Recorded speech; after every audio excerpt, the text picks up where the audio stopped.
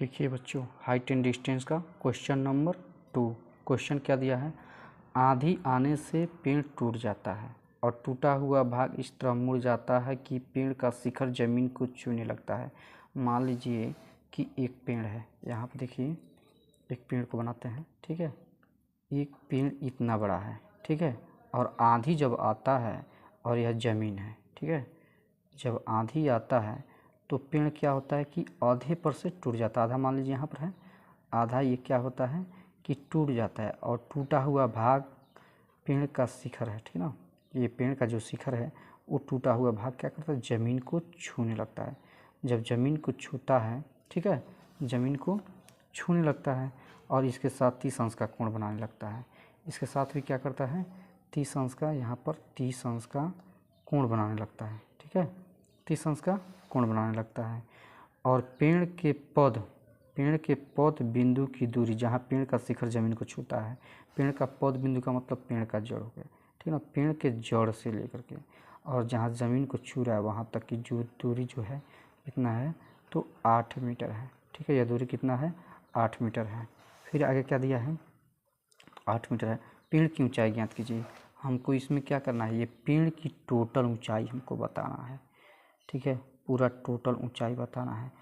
मान लेते हैं कि यह एक त्रिभुज के रूप में बना है ना, त्रिभुज के रूप में ए बी सी बिंदु हो गया। ये नंबर, ये सी वाला बिंदु है, ठीक है, जिसमें हम लिख सकते हैं क्या कि अगर जो ऊंचाई देखें तो पूरा टोटल ऊंचाई यच है, यच न माने हैं, तो यच बराबर क्या मान सकते हैं, यह ऊंचाई मान लेते हैं कितना है, केवल यक्स है, ठीक है, x1 है। और ये टूटा हुआ भाग है, ये टूटा हुआ भाग है, इसको क्या मान लेते हैं, x2 है।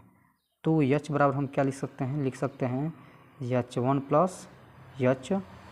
ये पूरी हमको टोटल ऊंचाई बताना है, ठीक है, जिसमें त्रिभुज एक बन रहा है, त्रिभुज के नाम बनना है, तो लिखेंगे त्रिभुज ए बी सी में, ठीक है, त्रिभुज ए बी सी में, ठीक है, जिसमें क्या है कि ए बी बराबर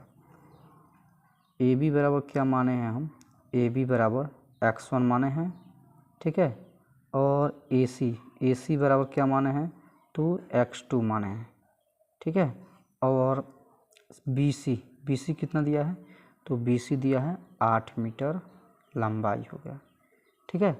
और थीटा का मान इसमें कितना दिया है, थीटा का मान दिया है 30 अंश। हमको क्या ज्ञात करना है, इन दोनों ऊंचाई को हमको ज्ञात करना है। ये पूरा टोटल तभी ऊंचाई पता चलेगा। तो पहले नंबर क्या करते हैं, लंब बटाधार को लेते हैं। लंब बटाधार किस में आता है बच्चों, तो आता है या किस में, लंब बटाधार, तो टेन थीटा में आता है। टेन थीटा बराबर लिखेंगे, टेन थीटा बराबर लंब बटा आधार, ठीक है। तो टेन है तो टेन उतार देंगे। थीटा का मान कितना लिखेंगे, यहाँ पर 30 अंश है तो 30 अंश लिख देंगे। यहाँ पर देखिए थीटा का मान 30 अंश दिया है, 30 अंश लिख देंगे, ठीक है। फिर बराबर लंब का मान कितना है, लंब का मान x1 माने हैं तो x1 मान लेंगे, बट्टा आधार का मान कितना है, 8 है तो 8 लिख देंगे, ठीक है। फिर आगे देखो इसमें क्या लिखते हैं, इसमें यही लिखेंगे कि टेन 30 अंश का मान कितना होता है, तो 1/3 में 3 होता है तो 3 लिख देंगे। फिर बराबर का चिन्ह लगाएंगे, ठीक है। x1 है तो x1 लिख देंगे, बट्टा है तो बट्टा लिख देंगे, फिर बट्टा में कितना 8 है तो 8 लिख देंगे, ठीक है। अब देखिए इसके बाद से क्या करते हैं, इसका गुणा इसमें करते हैं, इसका मल्टीप्लाई, क्रॉस मल्टीप्लाई करेंगे, इसका गुणा इसमें, इसका गुणा इसमें। जब इसका गुणा इसमें करेंगे तो इसका गुणा इसमें करते हैं, तो x1 इक्वल टू x1 कोणी में 3 इक्वल टू कितना हो जाएगा, 8 हो जाएगा, ठीक है। अगर जो x1 को हम रोक लेते हैं, यह कोणी में 3 से गुणा में हो जाएगा तो भाग कर देगा, क्या हो जाएगा 8 बट्टा कोणी में 3। यह किसका मान हो गया, तो x1 का मान हमको पता चल गया। जब x1 का मान पता चल गया तो x2 का भी मान हमको ज्ञात करना पड़ेगा। जब x2 का मान ज्ञात कर लेंगे तो दोनों को जोड़ देंगे तो पेड़ की पूर्ण ऊंचाई हमको पता चल जाएगा। x2 का मान कैसे ज्ञात करेंगे, तो देखिए इसी में दिया है, यहाँ पर x2 दिया है, यहाँ पर आधार दिया है, ठीक ना।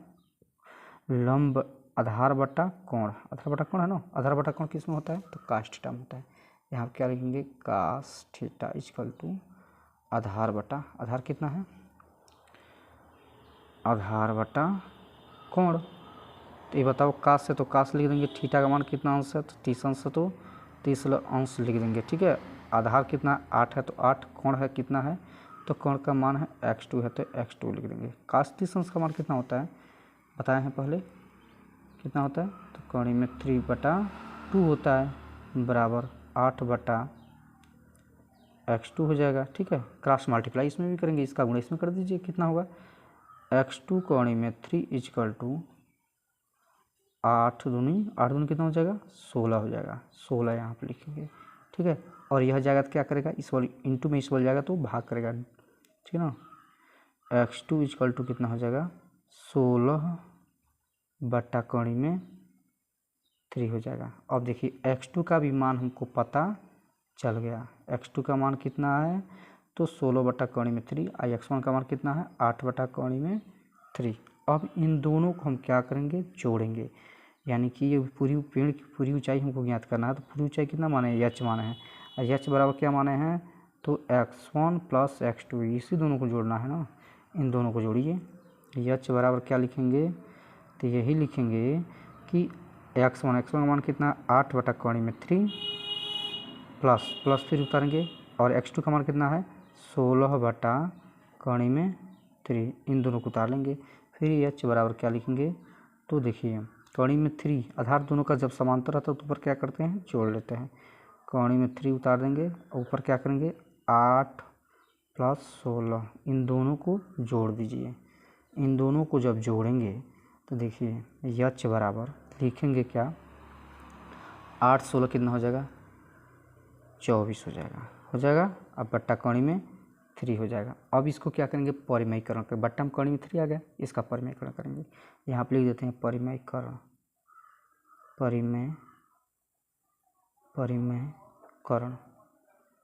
परिमयीकरण में क्या करते हैं उसी जो बट्टा में अंश हर होता है उसी से क्या करते हैं ऊपर नीचे दोनों में गुणा करते हैं, यानी कि h बराबर क्या लिखेंगे 24/3 गुणे कौड़ी में 3/3, फिर h = 24 है तो 24, कौड़ी में 3 है तो कौड़ी में 3 बट्टा क्या लिखेंगे 3 लिखेंगे, 3 से 3 24 को काट दीजिए, h बराबर कितना आ जाएगा तो 8 आएगा ना, 8 3 का 24 होता है, 8 कौड़ी में 3, यही क्या हो जाएगी पेड़ की पूरी ऊंचाई हो जाएगी। ठीक है, देखिए बच्चों आप लोगों के लिए बहुत मैं मेहनत करता हूँ, इसके लिए आप लोग शेयर कीजिए और चैनल को मेरे सब्सक्राइब कीजिए और लाइक कीजिए। ठीक है, इसी के बाद फिर दूसरा नंबर क्वेश्चन को देखेंगे। दूसरा नंबर क्वेश्चन देखिए यहाँ पर क्या दिया है, ये तो क्वेश्चन नंबर कौन था 2 नंबर था, ये क्वेश्चन जो था यहाँ पर लिख देते हैं ये 2 नंबर क्वेश्चन था। ठीक है, अब क्वेश्चन नंबर कौन सा आएगा 3 आएगा, यहाँ पर लिख देते हैं 3 नंबर क्वेश्चन। देखिए 3 नंबर क्वेश्चन क्या दिया है एक ठेकेदार बच्चों को खेलने के लिए एक पार्क में फिसलपट्टी लगाना चाहता है। देखिए एक ठेकेदार है जो बच्चों को खेलने के लिए पार्क में फिसलपट्टी लगाना चाहता है, 5 वर्ष से कम उम्र के बच्चों के लिए ऐसी फिसलपट्टी लगाना चाहता है जिसका शिखर 1.5 मीटर की ऊंचा पर हो।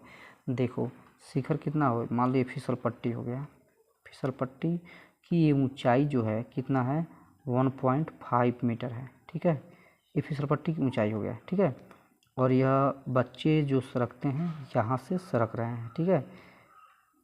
ठीक है, और यह देखिए 1.5 मीटर की ऊंची पर हो, 1.5 मीटर ऊंची हो गया। ठीक, भूमि के साथ 30 अंश का कोण पर झुका हुआ हो, ये भूमि के साथ कितने अंश का कोण बनाता हो 30 अंश का कोण बनाता हो। ठीक है, 30 अंश का कोण बनाता है झुका हो, जबकि इससे अधिक उम्र के बच्चों के लिए 3 मीटर ऊंचाई पर हो।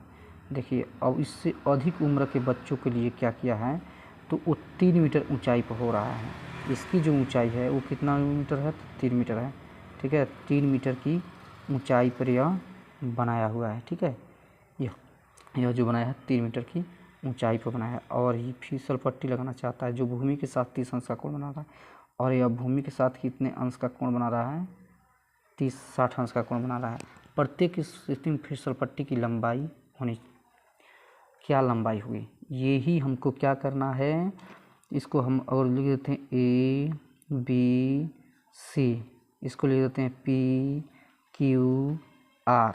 देखिए हमको क्या करना है, इसमें AC की लंबाई हमको बताना है, AC की लंबाई बताना है, इसमें PR की लंबाई बताना है। ठीक है, AC की लंबाई यहाँ पर हम क्या मान लेते हैं, x मान लेते हैं, चाहे हाँ x से मान लेते हैं, ठीक ना, x1, ठीक है, इसको x1 मान लेते हैं, इसको क्या मान लेते हैं, x2 मान लेते हैं, ठीक ना। अब इस क्वेश्चन को हल करेंगे, ठीक है। क्वेश्चन को हल करने के लिए देखिए क्या करेंगे। पहला नंबर एक त्रिभुज है ABC है ना, लिखेंगे त्रिभुज ABC में, ठीक है, ABC में। अब देखिए क्या लिखेंगे, AB बराबर कितना है, AB बराबर कितना दिया है, तो 1.5 मीटर दिया है, ठीक है। फिर से AC बराबर कितना दिया है, AC बराबर कितना दिया है, तो x1 माने हैं, ठीक है, तो मान दिया ना, ये इसको माने हैं। और थीटा का मान इसमें कितना दिया है, तो 30 अंश दिया है, तो 30 अंश लिख देंगे। ये बताओ लंब बटा कोण हो रहा है ना, लंब बटा कोण किस में होता है, तो सूत्र आप लोग को बताए होंगे साइन थीटा में। यहाँ पर क्या लिखेंगे, साइन थीटा बराबर क्या होता है, लंब बटा कोण होता है, ठीक है। तो ये बताओ साइन है तो साइन लिख देंगे, थीटा का मान यहाँ पर कितना अंश है, 30 अंश है, देखिए यहाँ पर 30 अंश है, 30 अंश लिख देंगे। लंब का मान फिर कितना है, तो 1.5, यही ना लंब है, लंब का मान कितना है, 1.5 है, ठीक है। कोण का मान कितना है, कोण का मान इसमें है x1, तो x1 लिख देंगे। साइन 30 अंश का मान कितना होता है, तो 1/2 होता है, तो 1/2 लिख देंगे। फिर लिखेंगे 1.5 है तो 1.5 बट्टा क्या है, x1 है तो x1 लिख देंगे, ठीक है। इसका गुणा इसमें करेंगे, इसका गुणा इसमें करेंगे, इसका गुणा इसमें करेंगे तो क्या होगा, यहाँ पर हो जाएगा x1 = 1.5 का गुणा 2 बार कर दो, कितना हो जाएगा, 3 मीटर हो जाएगा, 3 मीटर। ये कौन सा है, तो 5 वर्ष से कम उम्र के बच्चों के लिए फिसल पट्टी जो लगाया है, ये उसकी ऊंचाई हो गई, लंबाई जो बच्चे फिसलते हैं, यहाँ चढ़ कर के फिसल रहे हैं, इसकी लंबाई कितना हो गया, तो 3 मीटर हो गया।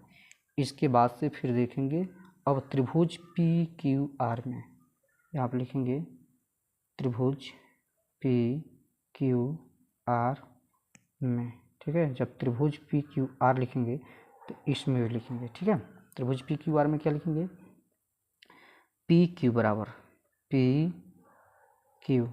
बराबर कितना दिया है, तो दिया है 3 मीटर लिख देंगे। फिर से PR कितना हम माने हैं, तो x2 माने हैं, तो x2 लिख देंगे, ठीक है।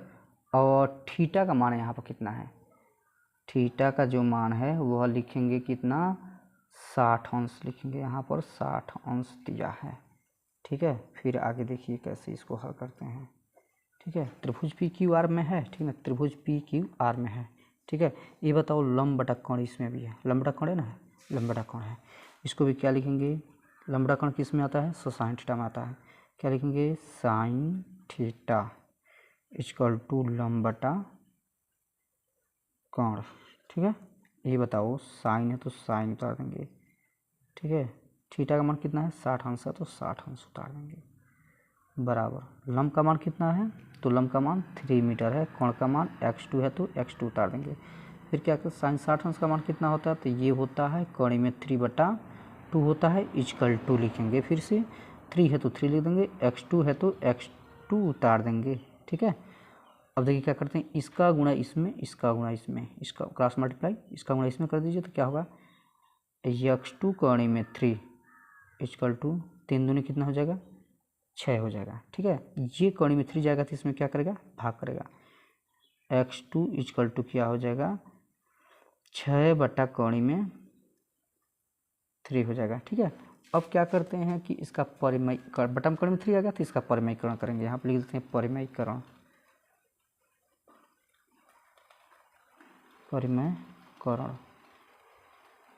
परिमयीकरण के में क्या होता है कि उसी का गुणा ऊपर नीचे होता है, यानी कि x2 बराबर क्या लिखेंगे, तो लिखेंगे 6 बटा कोण में 3 गुणे कोण में 3 बटा कोण में 3, ठीक है।